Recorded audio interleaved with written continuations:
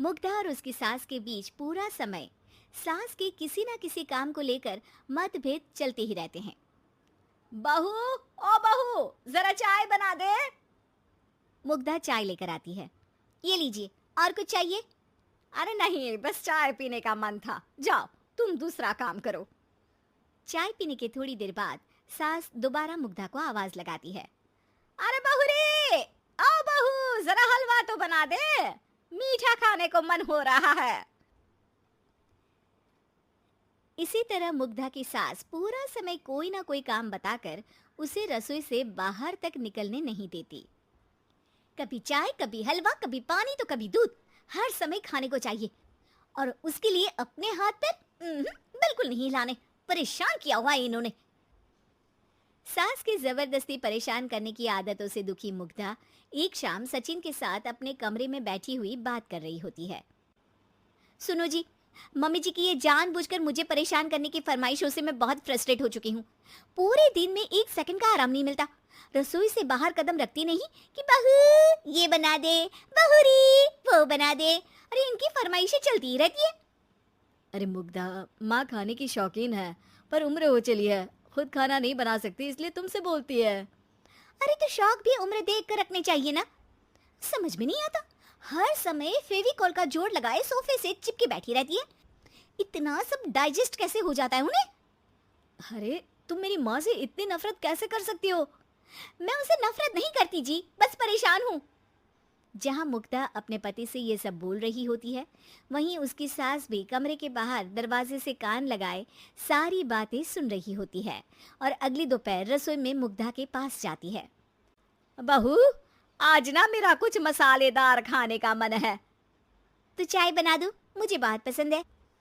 अरे ना, ऐसा कर लिट्टी चोखा बना ले। और हाँ, जितना मसाला बातों में मिलाकर पति को सुनाती हो ना, सब्जी में भी वैसे ही डाला करो, खाना स्वादिष्ट बनेगा।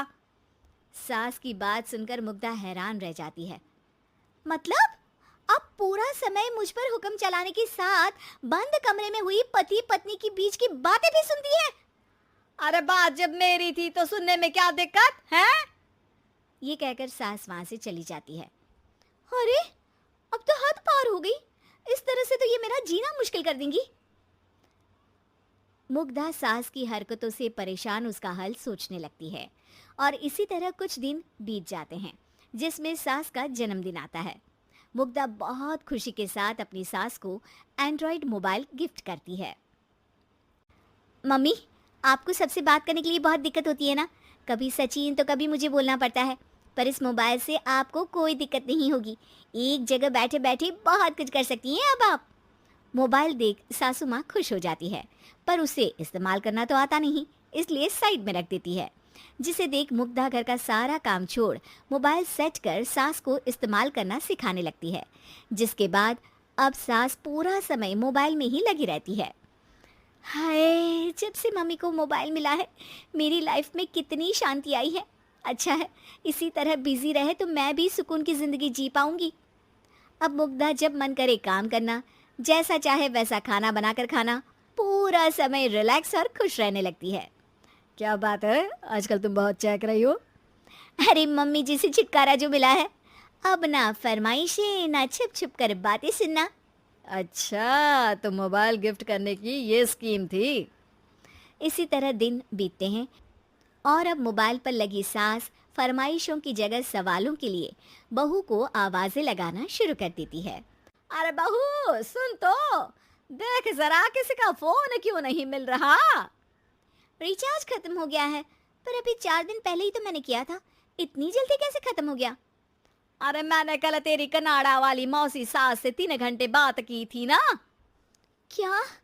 इतना महंगा तो मोबाइल भी नहीं आया जितना महंगा इसका रिचार्ज पड़ रहा है। इसके बाद तो जैसे मुग्धा के दिन के 24 घंटे में से 20 घंटे सास के पास उनके मोबाइल रिलेटेड प्रॉब्लम सॉल्व करने की ड्यूटी ही बन जाती है। अरे मुग्धा, ये मोबाइल में अचानक तेरी मौसी सास की शक्ल क्यों दिखने लगी? और ये तो हिल भी रही है। मम्मी, ये गूगल डुओ का वीडियो कॉल है, इसमें आप बात करने के साथ एक दूसरे की शक्ल भी देख सकती हो। अच्छा, ये तूने मुझे पहले क्यों नहीं बताया? अब बताने के लिए पहले नहीं बताया। इसी बीच सचिन भी वहां आ जाता है और सास अपनी वीडियो कॉल में बिजी हो जाती है। क्यों, सास बहू में क्या गपशप चल रही है? इसे गपशप नहीं, दिमाग का दही होना बोलते हैं। पर तुम तो मम्मी को मोबाइल देकर बहुत खुश थी, फिर क्या हुआ? हाँ, उसका सुकून भी कुछ ही दिन मिला। अब घर के टंटे खत्म हुए तो मोबाइल की टिंग टिंग शुरू हो गई। देखो भाई, कुछ पाने के लिए कुछ खोना तो पड़ता है।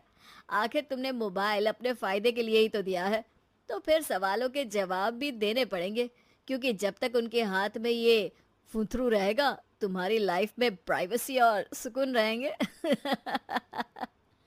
कहने का मतलब है अगर इससे प्यार बढ़े तो दाग अच्छे हैं। अरे मुझे पहले दिन से ही पता है मोबाइल किस मकसद से दिया गया है।